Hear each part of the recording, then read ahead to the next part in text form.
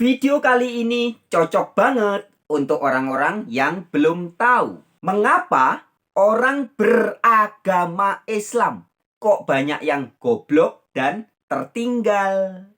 Di video ini kita akan mengetahui penyebab-penyebabnya. Silahkan disimak video ini dari awal sampai akhir. Jangan di skip ya.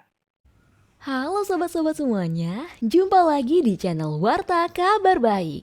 Selamat pagi buat yang menyimak video ini di pagi hari. Selamat siang, sore, dan malam buat yang menyimak di siang, sore, atau malam hari. Sobat-sobat, video-video di channel Warta Kabar Baik ini hanya dikhususkan bagi jiwa-jiwa atau orang-orang yang berpikiran terbuka ya.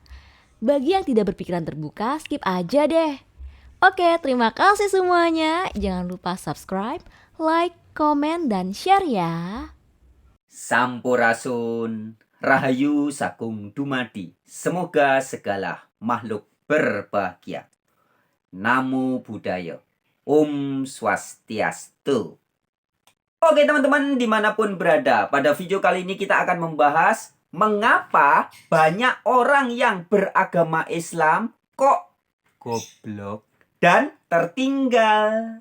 Oke, sebelum nanti kita bahas lebih lanjut ya, simak baik-baik cuplikan-cuplikan video berikut ini. Ini ada beberapa video yang merupakan cuplikan dari ceramah yang disampaikan oleh Pak Said Akil Sirot ya, kemudian oleh Buya Syakur Yasin dan juga oleh Ustadz Dr. Muhammad Nasih ya.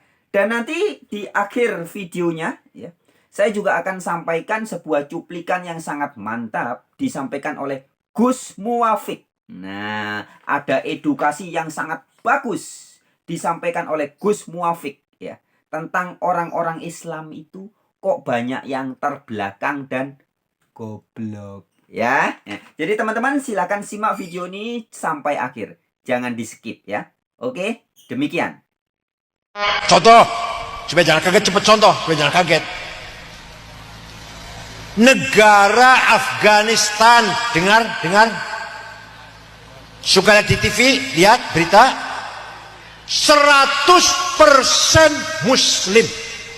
Satu orang saja non Muslim nggak ada, Muslim semua. 7 suku, 99% ahli sunnah wal jamaah, madhabnya Imam Hanafi. Tarekatnya Naqsabandiyah, 1% Syiah. Perang saudara wis 40 tahun, paten-patenan sesama Islam, bom-boman. Iya, adalah faktual, fakta di dunia ini. Banyak orang yang ngaku beragama Islam ya, tetapi sesama mengaku Islam saling bertikai, berkelahi, berantem, debat, hingga bunuh-bunuhan, paten-patenan, bom-boman. Nah ya, teman-teman, kelakuan seperti itu hanya bisa dilakukan oleh orang-orang yang betul-betul bodoh ya, atau sangat goblok ya. Jadi syarat orang untuk bisa suka berantem, bertengkar, paten-patenan, dan bunuh-bunuhan adalah harus goblok ya. Jadi ini adalah fakta. Ini bukan ujaran kebencian, bukan penghinaan ya. Sebab ini adalah penyampaian fakta, penyampaian realitas. Sebagaimana disampaikan oleh Pak Kiai Said Akil Sirot tadi. Banyak banget orang yang ngaku Islam, bahkan ada satu negara Afghanistan semuanya 100% Islam. Tapi dari zaman dulu sampai zaman sekarang, bunuh-bunuhan, berantem, paten-patenan. Ini adalah bukti bahwa mereka sangat bodoh. Ya.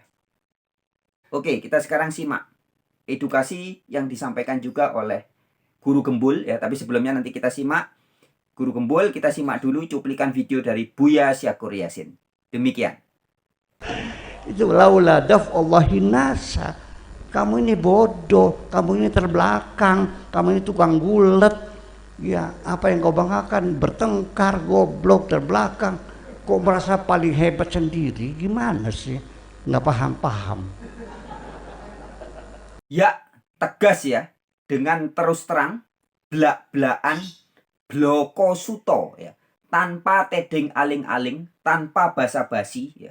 Buya Syakur Yasin tegas mengatakan bahwa orang-orang Islam ya, itu goblok, terbelakang, suka bertengkar, tapi sering merasa paling hebat. Ya, itu namanya nggak tahu diri, nggak sadar diri ya.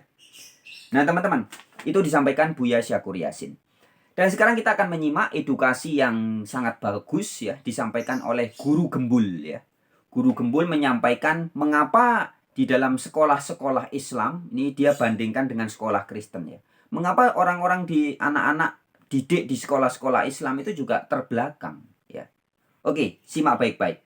Demikian. Poin ketiga yang membedakan antara sekolah Kristen dengan sekolah Islam itu adalah sekolah-sekolah Kristen itu biasanya berpikir soal kinerja, berorientasi pada kualitas, dan dalam hal ini mereka menciptakan sebuah sistem. Ini sangat berbeda dengan apa yang ada dalam sekolah-sekolah Islam. Biasanya sekolah-sekolah Islam itu mengedepankan doktrin, kemudian romansa masa lalu, dan wacana-wacana. Saya akan jelaskan misalkan begini ya, waktu dulu saya ngajar di sekolah Kristen dan sekolah Islam, itu memang hawa-hawanya beda banget gitu. Sekolah Kristen, datangin, kumpulin, rapat. Apa yang mereka katakan? Teman-teman, di tahun 2030, mobil listrik itu sudah harus diwajibkan di Eropa. Di 2040, perjalanan keluar angkasa sudah menjadi massal. Itu bisnis yang sangat baik. Maka kita harus ciptakan pendidikan yang mengantisipasi masa depan itu. Kita bangun anak-anak kita untuk bisa bersaing di masa depan dengan orang-orang Eropa, orang-orang Cina terhadap teknologi-teknologi itu. Nah, mereka berpikirnya itu masa depan kualitas. Orang-orang Islam sebaliknya, ketika belajar mereka mengajarkan anak-anak, lihatlah di zaman dulu. Di zaman dulu ya, Al-Farabi sudah menciptakan musik. Sekarang kita kan bisa mendengar musik kayak gimana. Itu adalah hasil peradaban Islam. Lihat Ibnu Sina di masa lalu sudah bisa menciptakan buku obat-obatan yang masih dipakai oleh orang Eropa abad ke-18. Luar biasa kan? Lihat itu Borobudur itu dibangun sama Nabi Sulaiman. Jadi pikirannya itu masa lalu. Iya, ya. Salah satu sebab orang menjadi keterbelakangan, ya, pikirannya menjadi terbelakang, mentalnya juga terbelakang. Penyebab utamanya adalah karena pikirannya selalu hidup di masa lalu. Tidak move on.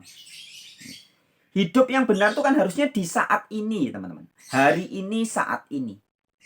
Tapi hari ini banyak orang, ini lintas agama apapun ya di seluruh dunia, banyak orang hidupnya itu menjadi susah, sulit menikmati hidup, sulit mensyukuri hidup adalah karena terbayang-bayang masa lalu, cerita-cerita dan pengalaman-pengalaman masa lalu. Dan juga halusinasi angan-angan masa depan. Nah, ini terkait dengan apa yang disampaikan Guru Gembul ini, terkait dengan keterbelakangan orang-orang yang ngaku sebagai Islam itu adalah karena selalu membawa cerita-cerita masa lalu. Tidak bisa hidup di saat ini dengan visioner, dengan visi masa depan, tidak. Tapi lebih membangga-banggakan masa lalu. Dulu begitu, masa kejayaan Islam. Masa kehebatan Islam. Dulu. Begitu terus. Ya. Oke, sebelum kita lanjut lagi yang disampaikan Guru Gembul, kita ingat juga cuplikan video yang pernah diedukasikan oleh Ustadz Muhammad Nasih, bahwa umat Islam itu memang terbelakang. Demikian. Jadi kita tidak hanya menerima apa yang sudah ada di masa lalu, apalagi sering saya katakan bahwa kita ini sekarang umat Islam secara umum mengalami ketertinggalan di seluruh aspek kehidupan. Saya sering mengutip apa yang dikatakan oleh Sir Muhammad Iqbal, Allamah Iqbal dari Pakistan, yang mengatakan bahwa umat Islam ini sudah mengalami kejumudan, tidak berpikir selama 500 tahun terakhir ini, hanya mengutip-ngutip saja dari orang-orang di masa lalu, sehingga tidak ada kreativitas, tidak ada inovasi yang signifikan, sehingga kita tetap berada dalam kejumudan ini. Iya. Banyak umat Islam terperangkap dalam kejumudan atau stagnan. Jumud itu mandek, ya. Mampet, ya. Ya. Jadi itu semua terjadi karena sebagaimana tadi disampaikan oleh Guru Gembul ya, dan juga oleh Ustadz Muhammad Nasih. Hari ini banyak umat Islam yang begitu membangga-banggakan masa lalu. Tidak hidup di hari ini dan tidak kepada visi masa depan. Tetapi lebih membangga-banggakan masa lalu. Ya. Harusnya mereka nyanyi. Masa lalu, biarlah masa lalu. Nah, harusnya gitu ya. Tapi enggak. Maka kalau kita perhatikan dalam ceramah-ceramahnya ya. Khutbah-khutbah, ceramah-ceramah. Selalu membanggakan masa lalu. Ini contoh ya, contoh. Tadi sama guru Gempul sudah dikasih contoh ya. Saya kasih contoh yang agak berbeda. Coba lihat. Kebanyakan orang-orang beragama, ini sebenarnya bukan hanya beragama Islam ya, Kristen juga ya. Kalau diskusi atau debat agama, soal Allah, soal Nabi, soal kisah-kisah masa lalu, selalu yang dibahas kan dulu. Dulu Nabi Musa berjumpa dengan Yahweh. Dulu Nabi Musa mendapat 10 perintah Allah. Dulu kejayaan Nabi ini. Dulu di zaman Nabi Isa atau zaman Yesus. Begini begono-begono. Dulu itu Roh Kudus berkarya luar biasa. Coba itu baca di Kisah Para Rasul. Roh Kudus berkarya. Wah, dulu 2000 tahun yang lalu. Kemudian ustadz-ustadz ulama yang ceramah. Nabi Muhammad itu wah, manusia sempurna. Dulu. Tuh lihat, bahkan ada ustadz yang suka mempromosikan, mengkultuskan Nabi Muhammad. Nabi Muhammad itu tingginya sekian. Cara makannya begini. Cara tidurnya begini. Cara berjalannya begini. Itu aja yang sering dibangun. Cerita-cerita masa lalu. Dulu. Kehebatan Nabi Muhammad, kehebatan Nabi Isa, kehebatan Nabi Musa. Dulu. Ini yang sering terjadi. Dan inilah tanda atau ciri-ciri orang yang mabuk agama. Orang-orang yang mabuk dogma. Selalu membahas kehidupan masa lalu. Dulu. Kehebatan Allah, masa lalu. Kehebatan Tuhan, masa lalu. Tuhan yang hanya berbicara dengan nabi-nabi, masa lalu. Dulu saja. Inilah orang-orang yang mabuk dogma, mabuk agama. Sahabat-sahabat pemerhati channel Warta Kabar Baik.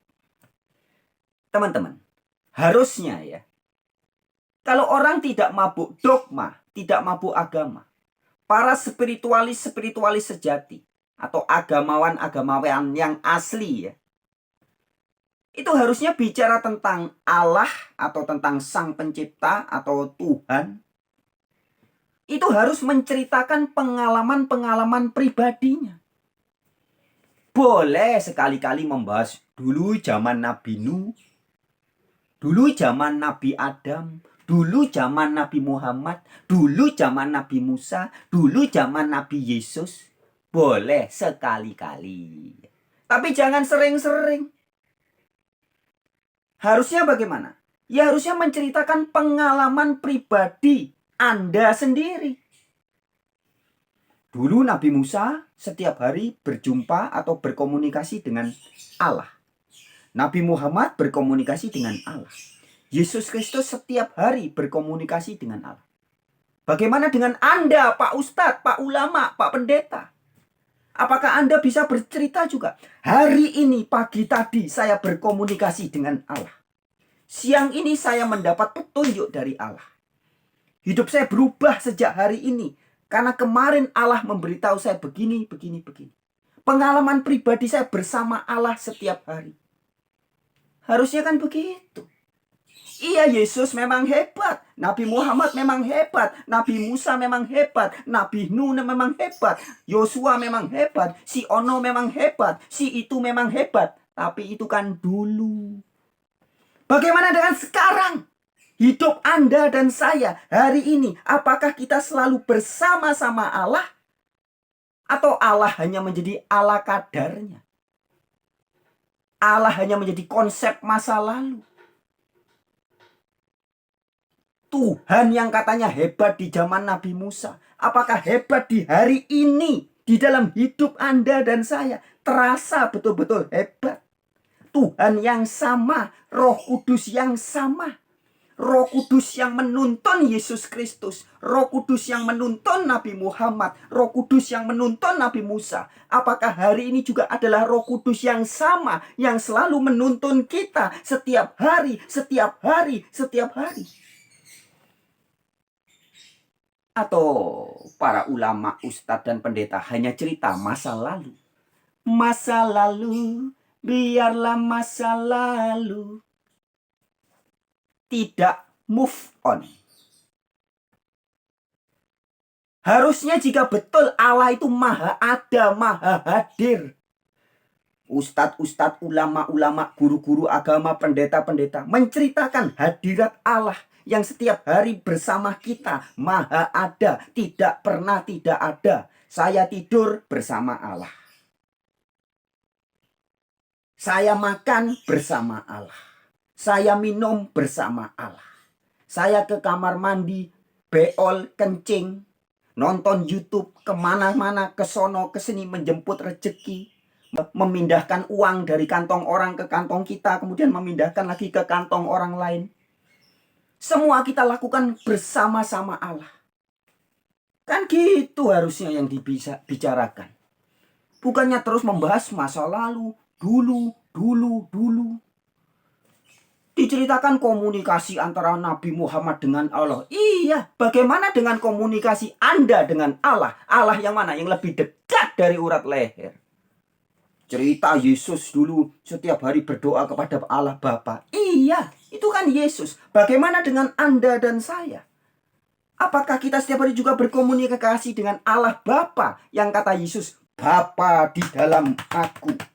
Apakah Anda dan saya juga bisa selalu berkata, Bapa di dalam aku? Nah, kalau pikiran cuma ke masa lalu, dulu, itu namanya dongeng, halusinasi, dan hayalan saja dari orang-orang yang mabuk dogma, mabuk agama. Oke, kita lanjut dulu edukasi dari guru gembul tadi. Jadi pikirannya itu masa lalu. Lihatlah, Al-Kanuni menaklukkan Eropa, satu benua didominasi, dikuasai. Lihat betapa besarnya peradaban Islam di masa lalu. Nah, kelihatan baraya dari situ ya. Jadi karena melihatnya masa lalu saja, maka yang mereka kumandangkan itu adalah wacana-wacana. Misal begini, Islam itu adalah satu-satunya agama yang mengajarkan kebersihan, di mana ada ajaran agama yang sampai detail ngomongin soal sikat gigi, kebersihan tubuh, kan nggak ada. Ya kalau memang kenyataannya begitu, kenapa itu sampah-sampah di kelas berserakan? Saya kan pernah itu saya kritik langsung di depan rektornya, ada universitas gitu ya, ngomongin soal bab toharoh dalam Islam, ngomongin bab toharoh itu kelas kotor gitu. Ngomongin bab bersih, tapi di situnya jadi cuman wacana, cuman membacot gitu, cuman ngahuntu, tapi realisasinya itu tidak ada. Ada sekolah hafidz Quran di gunung gitu ya, ngomong ke orang tua siswa, di sini kita mengajarkan hafidz Quran, menghafal Quran dan sebagainya, tapi disimpannya di gunung, sekolahnya itu di Gawir gitu. Jadi amdal saja mereka langgar, mungkin nyogok karena di gunung gitu. Tetapi walaupun mereka nyogok, kemudian bangunan-bangunannya juga bangunan yang kukuh gitu, tidak bisa resapan air, dan akhirnya akan menzolimi orang-orang yang ada di bawah. Hutan-hutan yang awalnya banyak pohonnya digundulin untuk bikin sekolah itu. Dan udah kondisi seperti itu mereka ngomong, kita ini menjalankan syariat Islam, kita ini hafidz Quran dan sebagainya. Jadi ngomongnya memelihara Islam, tetapi realisasinya merusak daerah resapan air. Sedangkan orang sekolah-sekolah Kristen itu sebaliknya. Jadi ketika mereka memikirkan seperti ini, kemudian mewacanakan seperti ini, kemudian mereka merealisasikan di dunia nyata seperti itu, bahwa kita di masa depan akan seperti itu, maka kita harus mengantisipasinya. Kenapa? Kalau kita sudah bisa mengantisipasinya, maka kualitas anak-anak kita menjadi baik. Karena kualitas anak-anak kita menjadi baik, maka kita bisa memberikan kebaikan buat masyarakat. Memberikan kebaikan buat masyarakat itu adalah ibadah mereka dan direalisasikan. Ya. Jadi intinya begini teman-teman, yang ingin saya tekankan ya, yang ingin saya tegaskan ya, dari edukasi-edukasi yang sudah disampaikan oleh guru gembul tadi ya, bahwa sebenarnya tugas guru agama yang benar itu harusnya memberi penerangan dan mencerahkan. Ya. Jadi memberi penerangan, menjelaskan, dan mencerahkan. Bukan mengajak orang untuk berhalusinasi, berhayal, mendongeng masa lalu. Anak-anak didik diajak menghayal sesuatu yang dia tidak pernah ketemu. Menghayal zaman Musa, menghayal zaman Nabi Nuh, menghayal zaman Nabi Yesus, menghayal zaman Nabi Muhammad, menghayal zaman kejayaan Islam masa lalu. Itu menghayal namanya. Tidak mengajak orang untuk hidup dalam realitas hari ini. Sebagaimana bahkan dikasih contoh oleh guru Gembul tadi. Ngomong bab kebersihan. Lu kelasnya aja kotor berantakan. Tapi cerita tentang kebersihan masa lalu. Ya.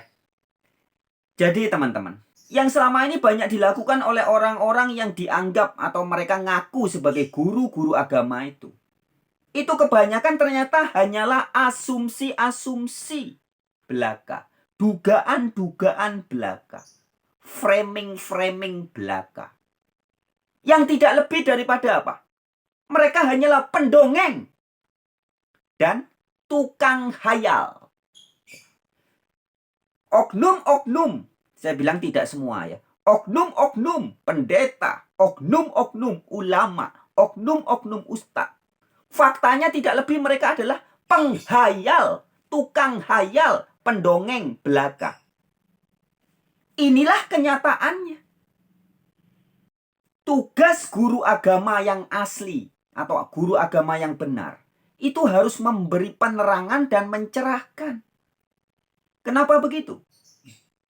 Karena seharusnya kita yang waras ini, teman-teman, apalagi berani ngaku sebagai guru agama, harus menjadi berani berbicara, berani bersaksi, berani mengatakan segala sesuatu.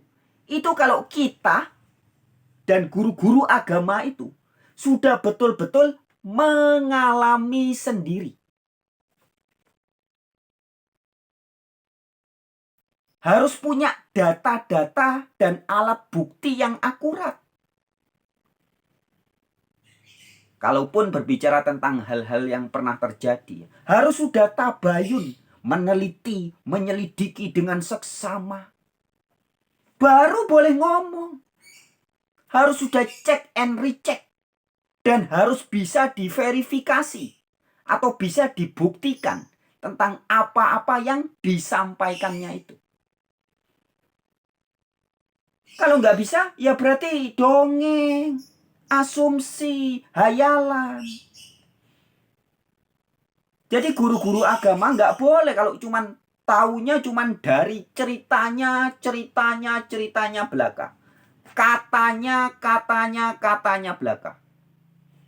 Loh Pak Ustadz, Pak Ulama tahu dari mana? Wah, ini menurut kitab si A. Loh, si A tahu dari mana? Si A adalah teman baiknya si B. Si B mendapat cerita dari si C. Si C ini adalah muridnya si D. Si D diberitahu oleh tetangganya, yaitu si E. Si E mendapat pengetahuan itu hasil dari membaca bukunya si F. F tahu dari mana? F tahu dari membaca kitab atau tulisannya si G. G tahu dari gurunya, yaitu si H. Si H dengar-dengar cerita dari si I.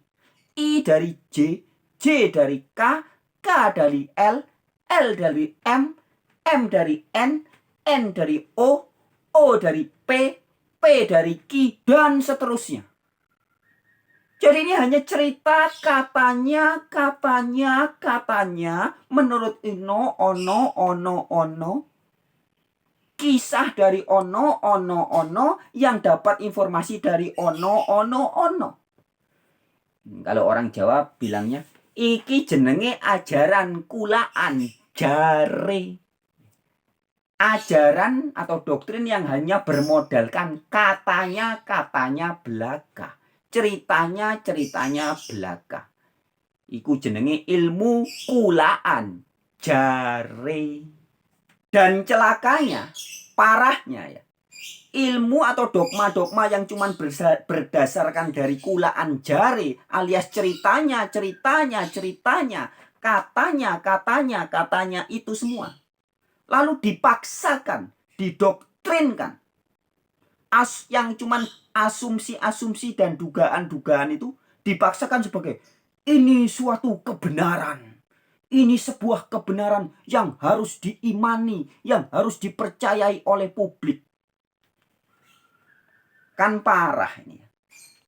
Parah, teman-teman. Ini sangat berbahaya, teman-teman. Berbahaya. Kebenaran yang disebut, diklaim sebagai kebenaran ternyata cuma berdasarkan tafsiran dari si A, tafsiran dari si B, yang dapat cerita dari C, D, F, dan seterusnya. Ini bahaya. Gak bahaya, tak? Ya bahayalah. Ya. Seperti pernyataan Samara. Bahaya loh bang kalau salah tafsir. Soalnya bahaya nih, salah tafsir tuh bahaya loh bang. Soalnya bahaya nih, salah tafsir tuh bahaya loh bang. Ya, jadi jika Anda hanya mengajarkan ajaran berdasarkan asumsi, ceritanya, katanya, itu sangat bahaya dan tidak pantas dilakukan oleh orang-orang yang berani menyebut diri sebagai guru agama. Bahaya. Guru agama itu harus memberi penerangan dan mencerahkan. Memberitakan hal-hal yang mereka sendiri sudah mengalami. Jangan hanya mengajarin orang untuk berhayal, berasumsi, berhalusinasi. Kalau gitu namanya bukan guru agama, tapi tukang dongeng. Nah, jadi teman-teman, kita harus terus terang ya. Dalam hal ini, bicaralah sebagai seorang tukang dongeng. Ya, yang disebut guru-guru agama itu sebagian besar, oknum-oknum saya katakan. Harus terus terang kita katakan, mereka sebenarnya bukan guru agama. Mereka hanyalah tukang dongeng, tukang hayal. Ya. Jangan ngaku sebagai guru agama, apalagi ngaku ulama. Ulama itu kan artinya orang yang berilmu. Ilmunya wong cuman dongeng, cuman cerita-ceritanya gitu. Malu-maluin kalau gitu ya. Guru agama tidak boleh bicara sesuatu yang tidak dialaminya sendiri. Sekali lagi ya, guru agama yang asli, ya, yang asli ya, tidak boleh bicara atau menyampaikan sesuatu yang tidak dialaminya sendiri. Tidak dilihat sendiri, tidak dirasakan sendiri, tidak didengar sendiri ya, tidak punya bukti-bukti yang valid, tidak punya bukti-bukti yang berdasarkan realitas atau fakta. Dan juga belum diverifikasi. Itu namanya kebenaran-kebenaran yang separuh atau setengah kebenaran. Kebenaran separuh atau setengah kebenaran itu bisa jadi hoax ya, alias kebohongan belaka. Ya. Setengah kebenaran itu pasti bisa jadi kepalsuan, bahkan kebohongan. Nah, oke teman-teman, sekarang kita akan akhiri video ini dengan cuplikan edukasi dari ceramah yang sangat bagus disampaikan oleh Gus Muafik ya. Perhatikan baik-baik video ini karena sangat bagus. Oke teman-teman, terima kasih, sampai jumpa di video yang lain. Semangat. Yang namanya paus. Terus kerajaan Tuhan namanya kardinal di mana-mana. Sekarang di Indonesia ada pemimpin yang namanya Romo, tempat ibadahnya namanya gereja. Itu adalah Bani Israel sisi sana. Tapi Nabi Ibrahim juga punya putra namanya Nabi Ismail, melahirkan generasi besar namanya Rasulullah Shallallahu Alaihi Wasallam. Lah kita sekarang ketemu. Nah kalau ketemu bagaimana? Kamu kelahi lagi? Tidak, Allah sudah menyelesaikan problem antara Bani Israel sama kita. Diselesaikan oleh kapan? Rasulullah ketika Isra Mi'raj. Satu kiblatnya kembali kepada Masjidil Aqsa, kita kepada Masjidil Haram. Minal Masjidil Haram ilal Masjidil Aqsa. Maka jangan ribut, sana kiblatnya sana, kita di sini. Makanya kalau sekarang di Filistin ribut Yahudi, Nasrani dan Islam, itu pantas karena rebutan tinggalan nenek moyang. Siapapun yang berebutan sawah pasti saudara. Kalau pematangnya baru tetangga. Jadi Palestina itu punya 3 agama. Jadi kalau ribut di sana nggak usah ribut. Wah itu hancurkan Pak. Ya kalau sekarang di sana yang menang ya yang pinter. Nah berhubung sekarang yang pinter Yahudi, ya Yahudi yang menang. Lah kok bisa? Lah Yahudi sudah mikir rembulan, kamu malah ribut celana cingkrang. Kan kejauhan mundurnya. Benar sekali ya teman-teman ya. Banyak bangsa-bangsa lain sudah memikirkan teknologi canggih, AI ya, robotik ya, kemudian pergi ke rembulan, pergi ke bulan. Ini banyak kaum-kaum terbelakang yang ngaku-ngaku Islam masih pikirnya apa? Oh, kalau perempuan itu harus pakai hijab, harus ditutup. Ditutupnya bagaimana? Apa cuman kelihatan matanya aja kayak ninja? Atau bagaimana? Masih debat soal itu ya. Tertutup, menutup diri. Kafir itu namanya. Masih kufur. Memakai kerudung menutup diri itu namanya kafir ya. Yang laki-laki, oh celananya harus cingkrang, harus di atas mata kaki. Aduh. Yang sana sudah berpikir tentang nuklir, kamu kembali berkuda dan memanah.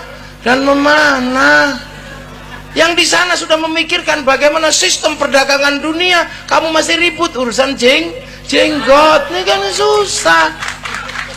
Sana sudah menjelajah, ketemu dengan umat seluruh dunia. Bahkan mereka masuk ke semua negara. Kalaupun orangnya tidak datang, pesawatnya datang, sistem finansialnya datang. Sementara kalian masih membahas masuk gereja kafir, kan aneh. Kamu mundur. Kamu masih ribut orang bawa tumpeng ke gereja musyrik lah, kan kamu aneh. Mundur, jangan kejauhan nak. Mundur itu dikit aja, jangan jauh-jauh. Kalau kamu katakan orang masuk gereja itu kafir, kasihan kaum muslimin yang jadi cleaning service di gereja.